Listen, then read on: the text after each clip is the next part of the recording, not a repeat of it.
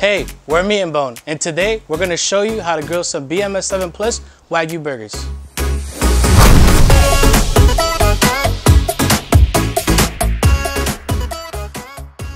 BMS7 Plus Wagyu Burgers. Made from the best domestic Wagyu beef, the burgers are a half pound, which makes them thick, so you can truly enjoy the flavor in every bite. We're going to cook these bad boys using Jealous Devil Quebracho Briquettes. These briquettes are the best because they're made with Quebracho Blanco hardwood from Paraguay, which is one of the densest woods on the planet, and it's sustainably sourced.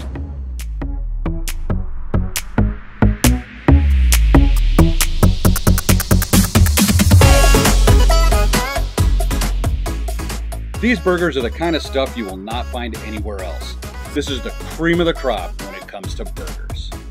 These burgers are made with a proprietary mix of high-quality Wagyu beef sourced from Colorado in the good old US of A.